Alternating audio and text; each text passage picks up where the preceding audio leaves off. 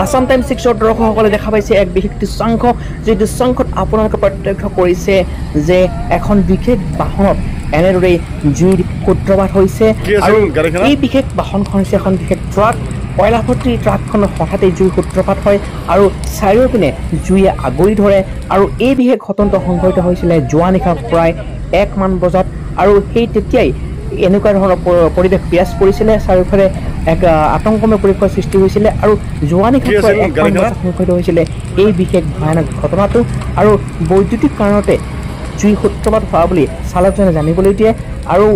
মাৰ্ঘেৰিটাৰ পৰা হাচিমাৰালৈ কয়লাখিনি লৈ গৈ আছিল বুলি জানিবলৈ দিয়ে আৰু কয়লাভৰ্তি সেই বিশেষ ট্ৰাকখনত জুই সূত্ৰপাত হয় আৰু পৰৱৰ্তী সময়ত অগ্নি নিৰ্বাপক বাহন আহে আৰু জুই নিৰ্বাপন কৰিব সক্ষম হয় যদিও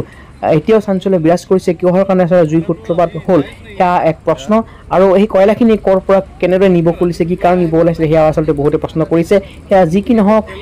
এই ঘটনাটো এতিয়া চাঞ্চল্য বিৰাজ কৰিছে আৰু বৰপেটা জিলাৰ সৰভোগৰ যি কিসমত তালিকাৰ গাঁও আছে কিসমত তালিকাৰ গাঁৱৰ ওচৰৰ ৰাষ্ট্ৰীয় ঘাইপথত যোৱা নিশা প্ৰায় 1 মান বজাত এই বিশেষ ঘটনাটো সংঘটিত হয় আসাম টাইমছ 6 দৰ্শকসকলে দেখা পাইছে সেই বিশেষ দৃশ্যাংশ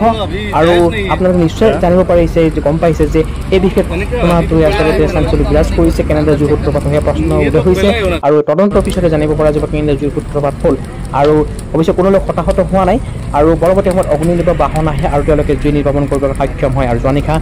কিসমত তালিকা গাঁৱৰ ওচৰৰ ৰাষ্ট্ৰীয় ঘাইপথৰ সমীপত এনেদৰে ঘটনা সংঘটিত হয় বৰপেটা জিলা সৰ্বকাৰ অন্তৰ্গত এই বিশেষ ঠাইত এই ঘটনা সংঘটিত হয় আৰু যোৱা নিশাৰ পিছত আজি ৰাতিপুৱাৰ ভাগৰ দৃশ্যাংশ এনেদৰে আচলতে যোৱা নিশাৰ আপোনালোকক পৰিৱেশ দেখুৱালে যোৱা নিশা কেন্দ্ৰ দাউদাকৈ জ্বলি উঠিছিলে আৰু দিনৰ ভাগত দেখুৱাইছোঁ এই দৃশ্যাংশ এইখনে বিশেষ ট্ৰাক যিখন ট্ৰাকত আচলতে জুই সূত্ৰপাত হৈছিলে যোৱা নিশা আৰু ৰাতিপুৱাৰ এই দৃশ্যাংশ আপোনালোকক দেখুৱাই আছোঁ এনেদৰে আচলতে সম্পূৰ্ণভাৱে প্ৰায় আধা অংশ এনেদৰে জ্বলি গৈছে সেই বিশেষ ট্ৰাকখন দিনৰ ভাগৰ দৃশ্য আপোনালোকক দেখুৱাই আছোঁ আৰু ৰাষ্ট্ৰীয় ঘাইপথৰ সমীপত এনেদৰে ট্ৰাকখন এতিয়াও আছে আৰু এই বিশেষ ট্ৰাকখনত যোৱা নিশা প্ৰায় 1 মান বজাত জুইৰ সূত্ৰপাত হৈছিলে আসাম টাইমছ 6 দৰ্শকসকলে দেখা পাইছে সেই বিশেষ এক্সক্লুচিভ দৃশ্যাংশ